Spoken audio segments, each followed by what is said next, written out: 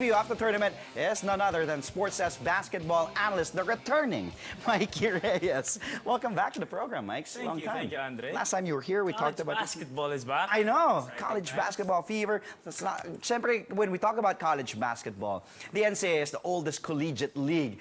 Some people might say, Second fiddle. Second fiddle to the UAAP, but let's not forget, this is the oldest collegiate league in the country. It has produced numerous stars now in the PBA. Calvin Obeva, Ian Sangalang, Baser Amer, most recent, syempre, the two top picks last year's draft, di ba? Bolick and CJ Perez, Gio Halalon, Scotty Thompson. What makes the NCAA, or particularly NCAA Season 95, exciting, Mikey? Well, obviously, yung NCAA as a whole in general is more of Filipino basketball compared to the UAAP. Yung talagang ratratan, atake, pressure basketball, and just really individual skills are honed in the NCAA compared to the UAAP, because in the UAAP medyo mas team game na yung nangyayari doon.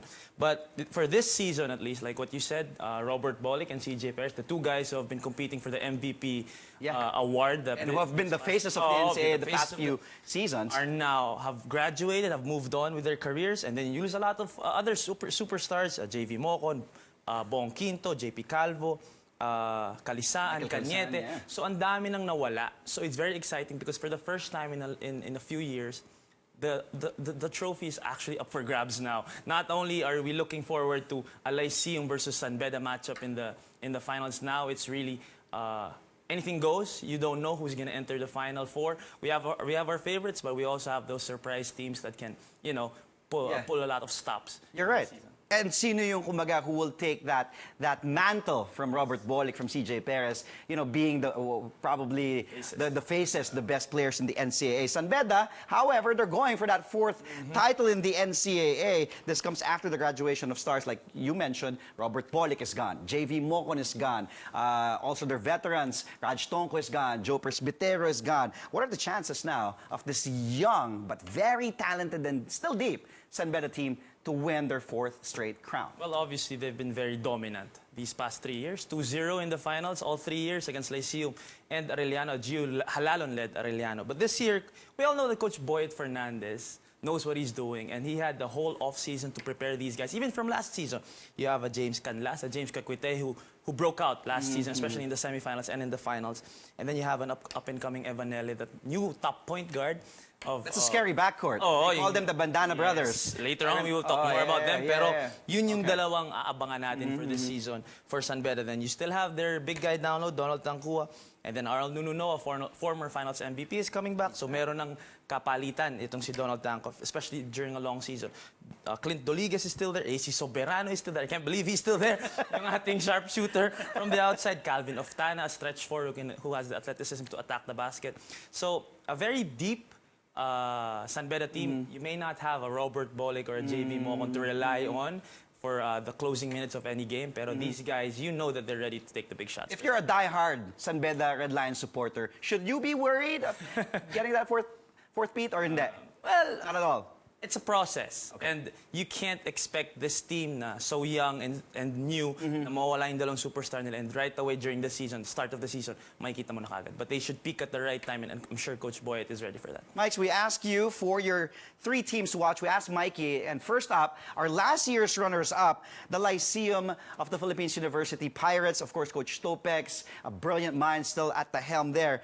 Now CJ Perez is gone, but why? And also MJ Ayay. Now, why should we still watch out for the Pirates now with the Baby Bees gone, with Ayay gone, 2 of their leaders and their top 2 scorers gone? Well, you can't count them out. Even though obviously CJ Perez was the face of the Lyceum Pirates, it's actually a team. It's a team game. The defense, the team defense that they put on against any team. Yun yung inaasahan talaga ni Coach Topex Robinson. You still have the Marcelino twins. You still have the ever so reliable Raymar Caduyac. You have Mike Harry Zuzu down low na. Good Freddie Joel Embiid, Cameroon. Now obviously we all know what he can do. And you still have a Jason David, yung isa pa nilang import, na maglalaro din, a Renzo Navarro, a reliable point guard, also coming from San Sebastian. So these guys, knowing that they will submit to Coach Topex's system, you can't count them out, even though mawala sa kanila si CJ Perez. It'll be very exciting. What will happen to Lyceum post CJ Perez? His era is done. But I'm sure Coach Topex Robinson has also prepared these guys to try to at least get to that level that they were on. Diyan pa din yung mga role players, Shalf Tancinco, Dami Jeffrey pa, Santos, madami. nandun pa yung mga role players ni Coach Topex, part of his system. How about up next that you chose, the San Sebastian Stags? This one, I believe, is one of the contenders for the chip. Not only do I believe that they can make the Final Four, but I believe that if they reach their full potential at the right time and can pick at the give right San time, Beda a run they for can their actually give San Beda a run for their money and actually reach the finals, and then we'll see what happens there. Because for me, they're the most intact team, other than the College of St. Benilde Blazers na mamaya pag-uusapan natin. But they only lose Michael Calisan. I mean, it's not an only, because Michael Calisan is one of the best power forwards in the league, both on offense and defense. But you still have an Alin Bulanadi who is lights out, green light. The same way with RK Ilagan, yung talagang basta nakita nila yung ring, they will have, there's no bad shot in these two. So Alin Bulanadi, RK Ilagan, you have JM Calma down low to help also. I believe they will have problems against teams with imports, but I know JM Calma will be up to the task. And you also have Alvin Capobres, who came off the bench last season and was one of the best sixth men of the league. So nandun yung mga materyales na kakailanganin ni Coach Egay Macarayan. Of course, Coach Egay himself, the way he prepares his guys mentally and physically, it'll be a very, very exciting season for this team. Actually, kahit si Coach Boyd Fernandez ng San Beda was actually worried ito dito sa San Sebastian. RK Ilagan and Alin Bulanadi scored out 30 points each against Green them. light nga kung green light. Let's talk about, speaking of green, punta tayo sa team, the green and white, the College of St. Benilde Blazers, of course, led by Coach T.Y. Tang and their assistant coach, our sports anchor here, Coach Charles Chu. Let's talk about the CSB Blazers, Mikey. Well, the CSB Blazers, even from last season, they were a team to watch. They didn't reach that level na gusto nilang maabot. Final Four target last season. Oh, pero kinapos sila. Because of other issues. Na Yes. For the gelling of their team din, siguro hindi pa nag-reach ng full potential. Pero they didn't lose anyone. I think they only lost Carlo Young, if I'm not mistaken. If I'm not mistaken, si Carlo lang yung... Si Yaki Haruna is still there, but he's nursing an injury. But you're right, medyo intact itong CSB. They still have Gutang. Gutang. Dixon, Naboa, Luchu. Wow. And they get a few guys from the Green Hills team, the Greenies, na nag-champion last season sa NCAA. So, these guys right here, ready na sila. I believe that last season was more of kinapa nila yung NCAA basketball, yung college basketball as a whole. But now I think they're ready for the spotlight and they're ready to compete for a Final Four appearance and maybe a finals appearance. I think yung Green Hills ata last year na champion. He is giving us a preview of the NCAA Men's Basketball Tournament in Season 95, which tips off this weekend on Sunday, to be exact, July 7, first game. We will be covering the first game, Letran versus Lyceum. It's a mini battle of Intramuros. Then the second game, Arellano against San Beda. Okay, Mike, interesting. We did talk about the season na wala na CJ Perez, wala na si Robert Bolick. Now, we're looking for the league's new stars, and we asked you for the players to watch.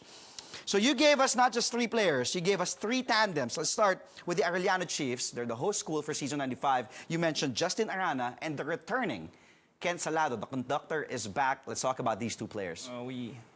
Pumasok si Ken Salado sa Arellano and sa NCAA with the energy of the conductor, and then slowly he transformed into the Master Chief, especially when the bus driver left already campus. But he was already a rising star. He was already a superstar in the league, but he had to take a year off because of his ACL tear. So we're excited to see his comeback.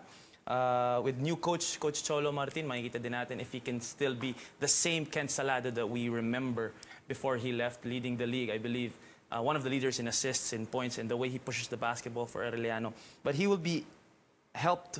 He will be joined by Justin Arana, a rookie, well, an old rookie as we call it in the NCAA. A double-double machine. Actually, in the Phil Oil Flying V tournament, I think he averaged a double-double. And this guy is just built different. He plays with me in the MPBL. He's one of the guys that we're waiting for na matapos yung NCAA para makalipat na sa amin. And I'm very excited for this kid because he's 6'7", he's very athletic, he's bulky, he's strong. So, along with an Archie Concepcion, I can't forget our most improved player, Archie Concepcion. So these two guys, Salado and Aranya, will be a force to be reckoned with here in the NCAA. That's going to be an exciting, good game as they face the three-peat champs, the San Beda Red Lions, on Sunday. Okay, let's talk about up next the returning Jeric Balanza and Larry Muyang, the big boy of the Letra Knights. Jeric Balanza, we all know that his season was unfortunately cut short last year. He would have helped the Letran Knights a lot, especially that he had a big role even from last season. But this season, with the exit of Bong Quinto, with the exit of JP Calvo, it's going to be his team. It's going to be his team. They're going to go as far as this guy does. So hopefully he stays healthy and he can bring out that game that lumabas naman eh. We saw glimpses of what he used to be in the field. Ganun pinapakita niya sa D-League, sa Philo. Exciting. And along with Larry Muyang, who just came off a championship from the MP with the San Juan Knights, playing with the big boys, I believe that he's going to be a tower underneath. Even though if they don't have an import, but Larry Muyang can take care of the paint for Letran. And finally, the Bandana Boys, the San Beda Red Lions, James Canlas and Evan Nele. Out with the old, in with the new for San Beda. No more Robert Bolick, wala na si Bigote, wala na si JV Mocon, wala na si Cutie. But papasok na ang Bandana Boys natin, James Canlas and Evan Nele, and the way they've played in the off-season, the confidence is there, especially with Evan Nele. Hindi masyado nabigyan ng oras si Evan Nele last season. Pero this season, especially in the Philo Flying V tournament, he was actually a mythical 5 member. So exciting times ahead for San Beda, especially with this guy, the sophomore, na kilala ng San Beda community. Yeah, 4 years to play. Dami pa. And can you imagine being a top point guard of a three-peat champion team? Top point guard ka na on your second season, and Coach Boyd Fernandez giving him enough confidence to lead the team. So exciting times for him, and of course, James Caquete or James Canlas. Mike's, as always, a pleasure having you here on the show. We missed you.